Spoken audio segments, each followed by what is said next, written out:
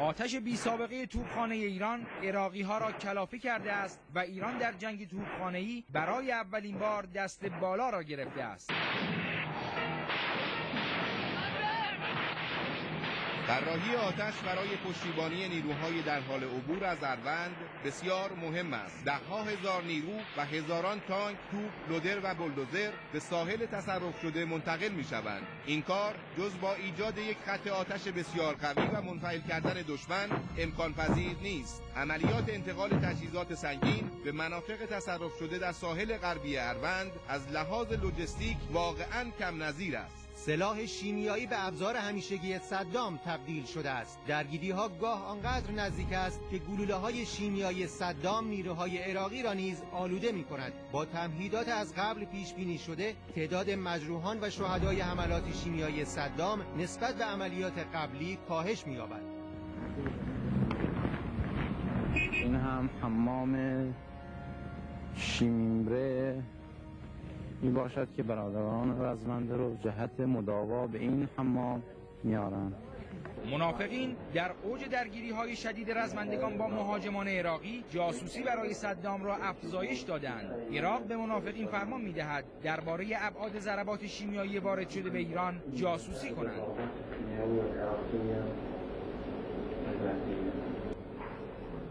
ما بیش از 60 مورد را بررسی کردیم. که این 60 مورد مجموعه تلفاتش زیر 1000 نفر بوده. CIA در گزارشی طبقه بندی شده که بعدها فاش می شود به مقامات کاخ سفید اعلام می کند استفاده از سلاح شیمیایی به عنوان یک جزء ثابت در استراتژی جنگی صدام در آمده و عراق به طور عادی و مکرر سلاح شیمیایی به کار می گیرد. حکومت عراق در اسفند 64 یک هواپیمای مسافربری حامل حجت الاسلام و المسلمین محلاتی، نمایندگی امام در سپاه پاسداران، چندین نفر از نمایندگان مجلس و جمعی از مردم را در آسمان اهواز هدف حمله هوایی قرار می‌دهد و ده‌ها نفر را شهید می‌کند. بیش از 2 میلیون از این رزمندگان آموزش نظامی دیدند.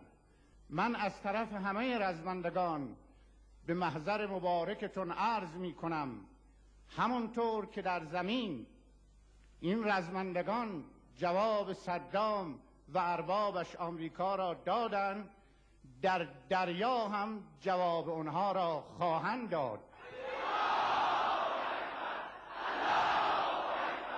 والفجر 8 از لحاظ بسیج امکانات کشور برای جنگ بی‌نظیره.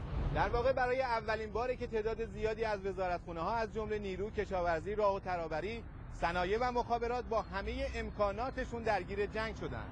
این بسیج همگانی قدرت لوجستیک و دفاعی ایران رو کاملا افزایش داده و تجربه موفقیه که میشه بعدها هم از اون استفاده کرد. جهاد سازندگی و قرارگاه مهندسی در عملیات والفجر 8 با نوآوری و ابتکار و احداث پل عظیم بعثت، احداث حدود 600 کیلومتر جاده در ساحل شرقی و ده‌ها کیلومتر خاکریز در زیر آتش شدید دشمن، فصل درخشانی از عملیات پشتیبانی و لوجستیک به وجود می‌آورد.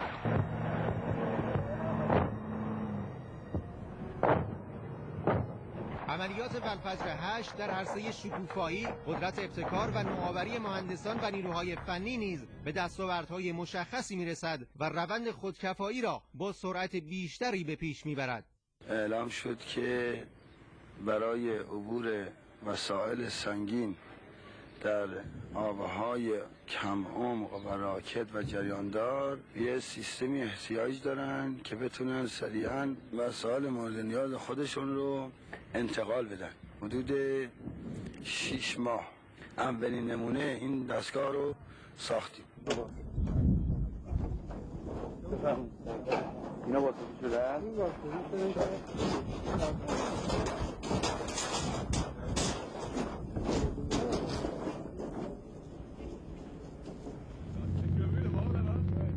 ایران خبرنگاران خارجی را با اعلام قبلی به فاو میبرد. صدام به خبرنگاران هم حمله میکند. بینندگان عزیز، همین الان هواپیماهای عراقی منطقه را بمبارون میکنند و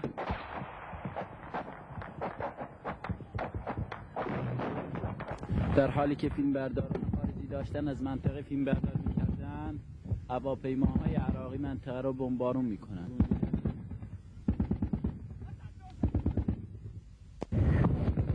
این هواپیمای متجاوز است که داره فرار میکنه.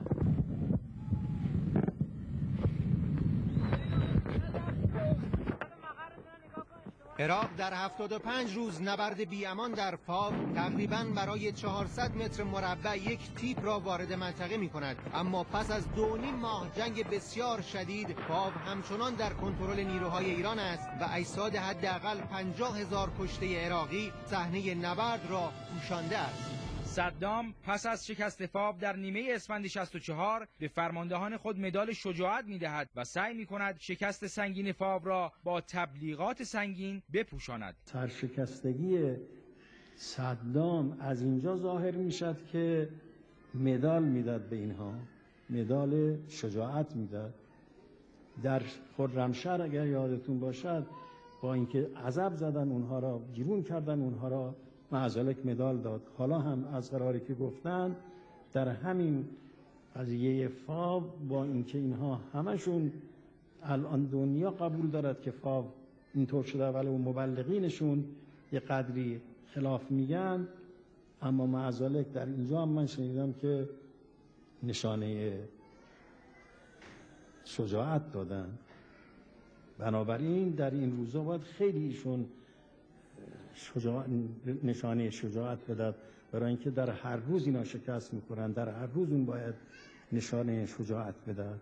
کارشناسان نظامی منطقه و جهان از عملیات پیچیده ایران در فاو به شدت شگفت زده شدند. BBC اعلام می‌کند ایرانیان صدام را در فاو تحقیر کردند. واشنگتن پست می‌نویسد ارتش مجهز عراق در فاو سرافکنده شد. اکونومیست در گزارشی اعلام می‌کند ایرانی‌ها در فاو نشان دادند که چقدر شگفتی آفرینند و چگونه در طول چند سال اخیر در رزم و نبرد پیشرفت کردند. لوموند بعدها به نقل از نظامیان به مرخصی آمده عراقی نوشت اسم بسیجیان و پاسداران روحیه ما را تضعیف می‌کند. این بعد سیاسی این عملیات رو چجوری دیدین شما؟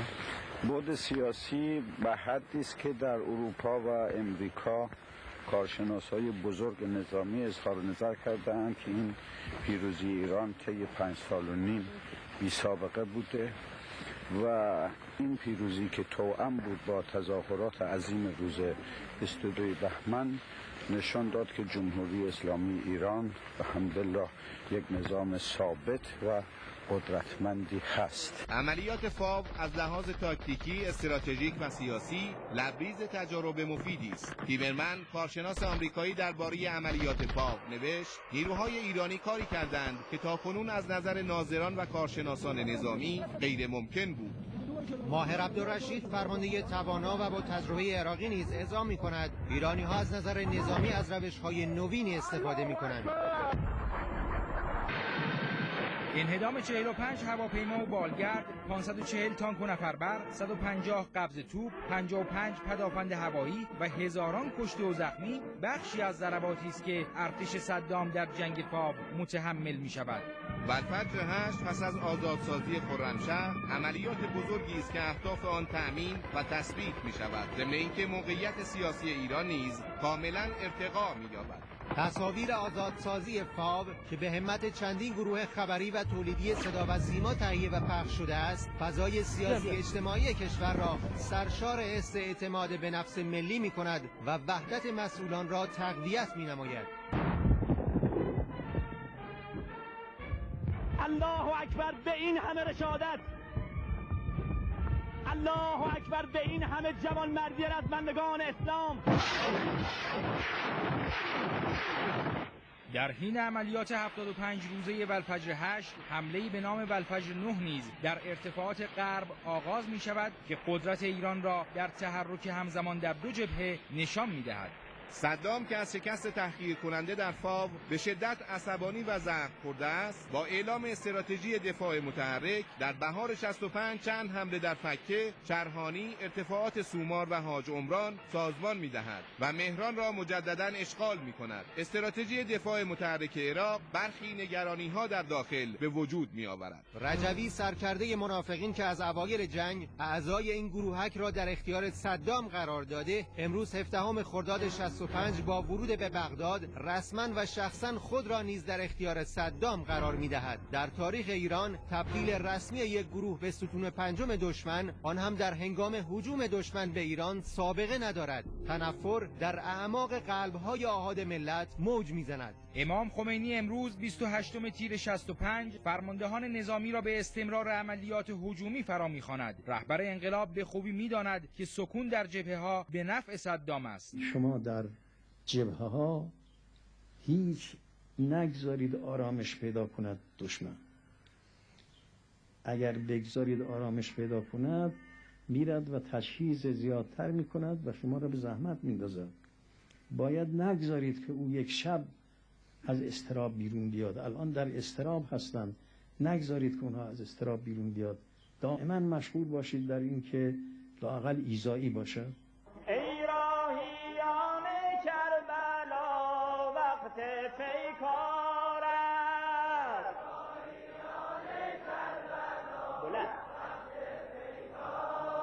بلند از آرامش و خونسردی مانند یک ضربت ناگهانی و یک زلزله است که بر سر دشمن فرو میاد. دولداری حضرت امامه. آقا شما بیا آقا. یه دیگه امام رفعت شده. آقا تبرک شده. صلوات. سلامتی امام عربی. صاحب کن. دو تا دان هم دیگه بسته. اصلا انگیزه شما از آمدن به جبهه چیه؟ پیروزی اسلام به پیروزی‌نن اسلام. اطلاع اسلام. فرماندهان دفاع پس از تأملی 2 ماهه و جمع‌بندی نقاط ضعف و قوت استراتژی دفاع متحرک صدام، عملیات متقابل را سازمان می‌دهند. کربلای 1 با هدف آزادسازی مهران آغاز می‌شود و مهران بار دیگر به آغوش میهن باز می‌گردد.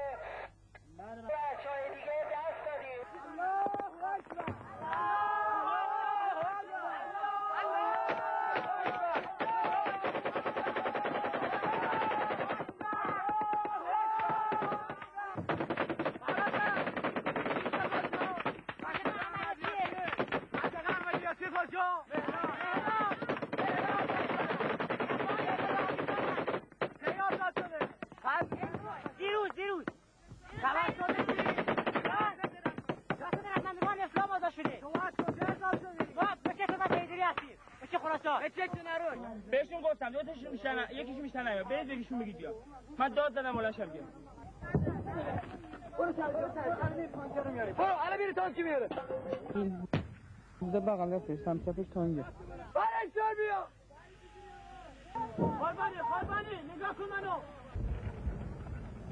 رفتی یاد جانم ماشاءالله اکبر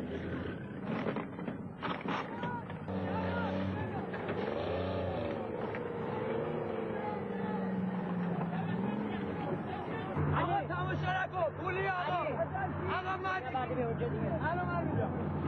بیسی جان یه بالا بینم آقا آجی بشه بریم آقا از کجا آوردی؟ از دشمن تمامی ابعاد و زوایای زندگی این عزیزان رو بگیریم، مطالعه بکنیم، تحقیق بکنیم و سرمشق و الگوی خودمون قرار بدیم.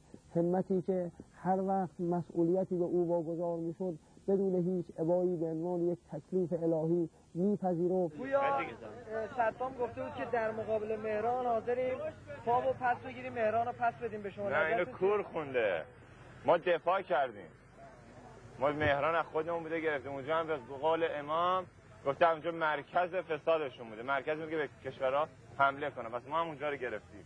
عملیات کربلای 2 نیز در منطقه حاج عمران صورت می‌گیرد. این عملیات دچار تنگنای شدیدی می‌شود اما در مجموع بخش قابل توجهی از اهداف آن محقق می‌گردد. با یورش پی در پی رزمندگان اسلام و با آتش قوی رزمندگان اسلام که برتری کامل بر رژیم صدامیان داشت، تلفات بسیار شدید رو متحمل شد. اول سلام می‌کنم بر امام و امت رهبر عزیزم امید مستضعفان. بعدا عرضم به حضورتون هواپیمایی که هم اکنون زدم اونقدر خوشحالم. همین رزمندگان با زدن همین هواپیما اونقدر دلشون شاد شد و روحیه پیدا کردن. در کربلای 3 اسکله‌های الامیه و البکر عراق 11 شهریور 65 مورد هجوم شجاعانه ده‌ها غواص قرار می‌گیرد. عراق این دو اسکله را به دژهای مستحکمی برای کنترل آب‌های خلیج فارس و هدایت آتش دریایی تبدیل کرده است. کربلای 3 در واقع اولین ظهور نیروی دریایی سپاه پاسداران است. این عملیات با دقت کامل علمی و با هیدروگرافی یا آبنگاری دقیق منطقه انجام می شود.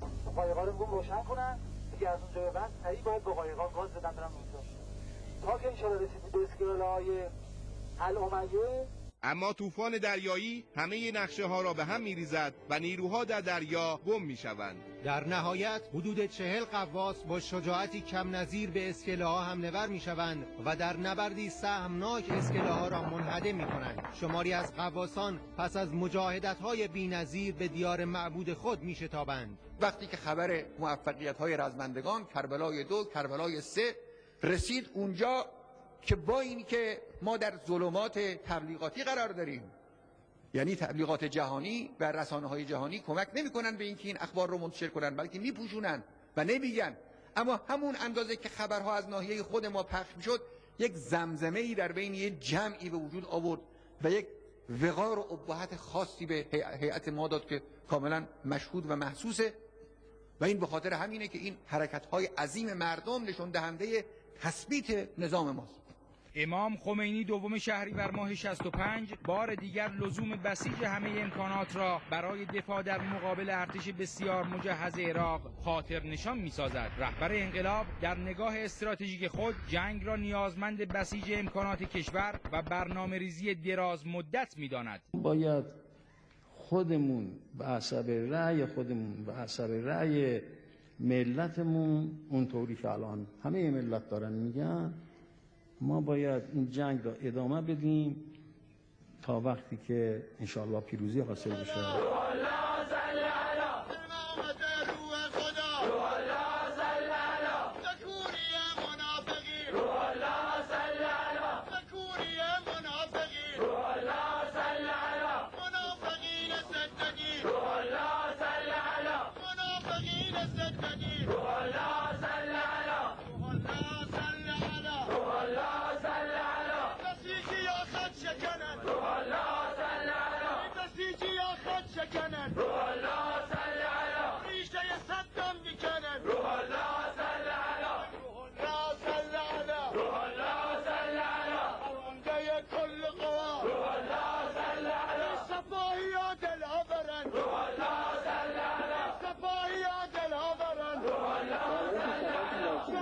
دشمن می‌دارن. روح الله صلی علی. روح الله صلی علی.